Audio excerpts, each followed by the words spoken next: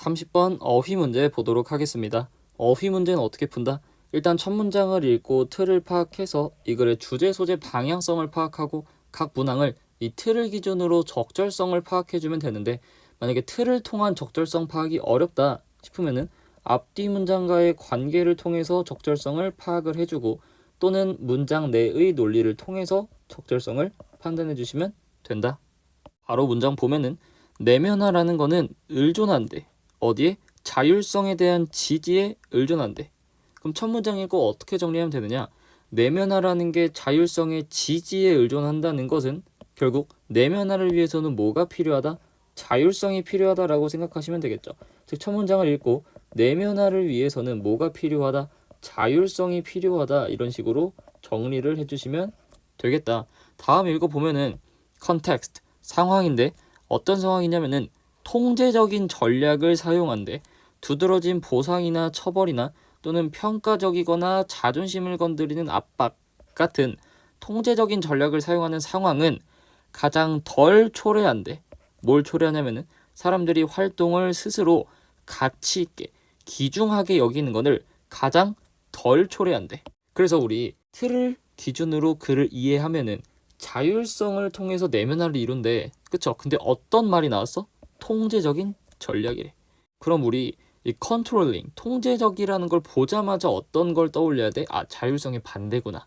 즉 자율성이 없는 상황이구나 라고 생각하면 되겠고, 우리 틀을 통해서 자율성이 있어야 내면화가 생긴다며. 근데 자율성이 없어. 그럼 당연히 뒤에 어떤 말이 나와야 돼? 내면화가 안 된다라는 말이 나와야 되겠죠. 그래서 어떤 어휘가 나왔다? least, 가장 덜 초래한다. 즉 내면화가 안 된다라는 말이 나온 거죠. 그래서 1번은 뭐를 통해서? 틀을 통해서 판별이 되는 문장이었다.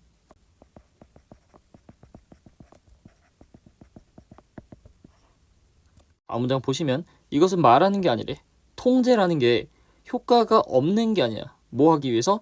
행동을 생산하기 위해서, 행동을 만들어내기 위해서 효과가 없다는 게 아니야. 즉 효과가 있다는 거죠. 그럼 뒤에 설명 보시면은 두드러지는 수십 년에 걸친 심리학이 입증했대. 뭐를? 그들이 can, 할 수 있다. 즉 행동을 생산해낼 수 있다라는 걸 입증했대. 자, 뒷문장에서 어떻게 설명했죠? 그들, 즉 통제력이라는 게 can, 뭔가 행동을 생산해낼 수 있다 라고 했네. 즉 앞에서도 당연히 통제력이라는 게 행동을 생산할 수 있다 라는 어휘가 나와야겠죠. 그래서 보니까 통제력이라는 게 행동을 생산하도록 효과를 보지 못한다라는 게 아니라는 건, 즉 효과를 낸다, 즉 생산할 수 있다라는 거죠.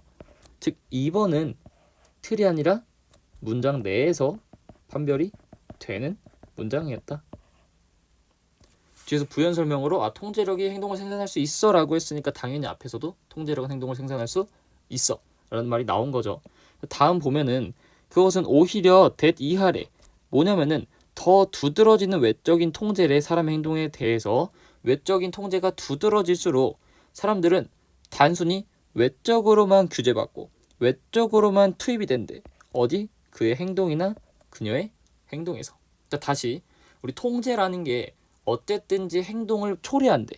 어떤 행동을 할 수 있게 해준대. 그러나 외적인 통제가 두드러지면은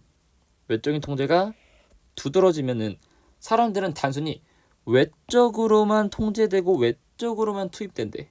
즉 외적으로만 투입된다는 건 뭐가 안 된다는 거야? 내면화가 안 된다는 거죠. 즉 통제라는 게 행동을 초래하긴 하지만 어쨌든지 이런 통제라는 거는 외적으로만 가능해서 내면화가 발생한다 안 한다? 내면화가 발생하지 않는다라는 말이 나오는 거죠. 그러니까 우리가 첫 번째 틀을 설정했던 이 내용이 반복되고 있구나라고 생각을 하면 되겠고, 저걸 토대로 쭉 읽어보면은 결과적으로 사람은 발달시키지 못한대. 뭐를? 가치나 투자를. 어디? 그 행동에서. 그러나 대신에 남아있대. 외적 통제에 의존적으로 남아있대. 즉 외적 통제를 계속하면은 뭐 한대? 가치를 형성하지 못하고 내 행동에 투자하지 못한대. 즉 뭐가 발생하지 않는다는 거야? 내면화가 발생하지 않는다라는 거죠. 그러니까 계속 틀이 반복되고 있다. 즉 3번은 틀을 통해서 판별할 수 있는 문장이었다. 통제력이라는 거는 내면화를 시키지 못한다. 다음 계속 읽어보면은 따라서 부모인데 보상을 하거나 강요하거나 회유해. 그들의 아이들이 숙제하도록. 자, 다시 아이들한테 보상 주거나 강요하거나 회유하는 거는 아이들을 뭐 하는 거다? 통제하는 거죠. 즉 아이들을 통제하는 부모들은 더 가지는 경향이 있대, 아이들. 근데 어떤 아이들이냐면은 오로지 행동을 하는 거야. 언제? 보상받고 회유받고 강요받았을 때만 행동을 하는 아이들을 가지는 경향이 있대.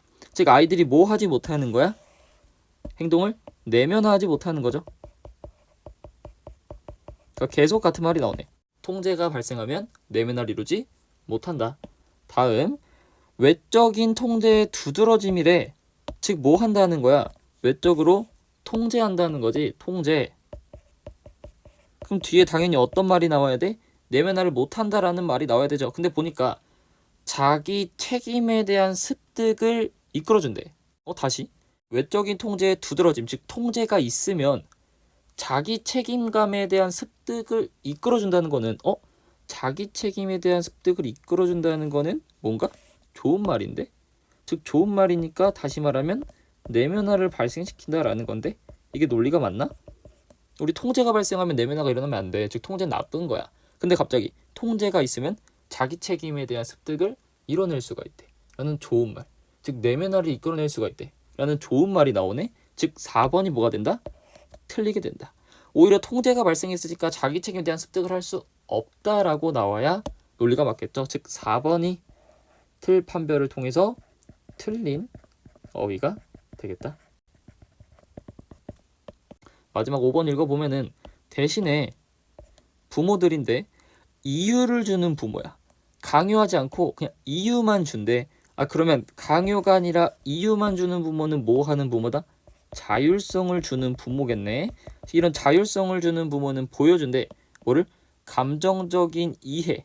어떤 이해냐면은 어려움인데 문제를 극복하는 어려움에 대한 감정적인 이해를 주는 그런 부모들이고 또 사용한대. 외적인 인센티브를 최소한으로 사용하는 부모래. 자, 외적인 인센티브를 최소한으로, 즉 외적 통제를 최소한으로 사용한다는 거는 자율성을 주는 부모라는 거겠네. 그럼 뒤에 뭐가 나와야 돼? 내면화가 된다라는 말이 나와야겠죠. 이런 부모들은 더 기르는 경향이 있대. 뭐를 기르냐면은 아이들에게 있어서 행동에 대한 가치와 그 행동을 기꺼이 하겠다라는 그런 마음가짐을 길러준대. 자, 그 행동이 가치가 있고 그 행동을 내가 기꺼이 할게라는 건 다시 말하면 내면화가 됐다는 거겠죠. 즉 5번도 뭐가 됐다? 틀 판별로 맞는 어휘가 된다. 그래서 답은 몇 번이 된다? 4번이 된다.